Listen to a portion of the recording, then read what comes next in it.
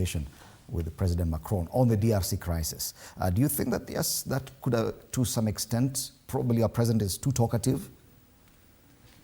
Much for diplomacy? 100%. The diplomacy, the underling of our diplomacy is also a main contributor. As much as we are talking the Anglophone and the Francophone and Muslims, it depends on how we handle our neighbors and those who are not also our neighbors. It depends on how a state relates itself and how we dive into matters of other nations. And to be frank with you, and I'm not saying that Ruto is a bad person diplomatically, but we have goofed in some areas.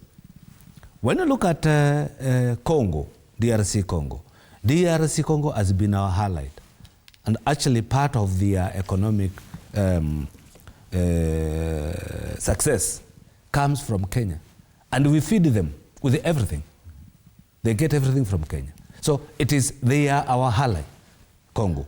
But when it came to this particular exercise, there are some aspects which they had some reservation. And one of them is when Tshisekedi was reelected, okay? The current regime was not supporting it, despite our former president, Uhuru Kenyatta, was and he is up to today a good friend and supporter of Felix, right? So our former regime was, and it was visibly, and the way the pronouncements were being made and how our president interacted. There is also the issue of issuing some statement as a nation when other nations have conflict. The good thing is that you keep quiet so that you are not seeing which direction you are going. Because when we made a statement on the issue of Hamas and how Israel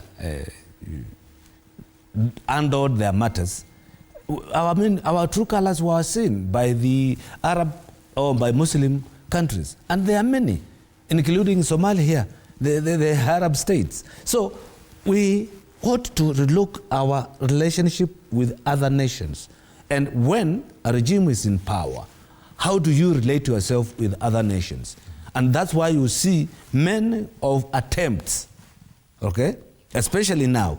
And even Kenyans felt, no, this position, we may not get it. And they were not doing it because Raila is a very good person. And actually, I supported him in my heart. But I saw out there, he has nothing, he could not manage. These 20 countries which supported Raila all through, they had a reason why they did so. And those who never supported, they had a reason. And that's what I'm saying.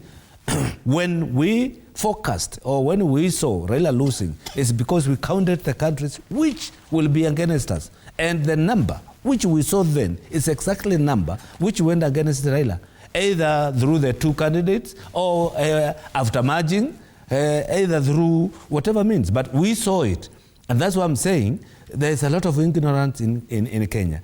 Prophets are not recognized or respected in Kenya. And if one takes a moment and asks Kagwe, why are you thinking so? Maybe you could learn something out of it, and then they handle things better. Maybe you could have told Ruto, the reason why I feel we are not going to get a vote from Congo is because of this and this. Can you correct? And then maybe he sent an apology, and he made those fences. But they concentrated on, just thumping, we can do this, we'll get this president here, and another one, we'll host them for dinner here and there. Yeah, that may be the way to do it. But when somebody has something in their heart and you don't talk to them, tomorrow they will not be on your side. Right. So yes, that is as far as the blame game continues, and many questions people asking, who's to blame for the Raila Odinga's AUC chairperson's election loss? But now we are beyond that. The blame game will not give us anything. Now we have a new problem.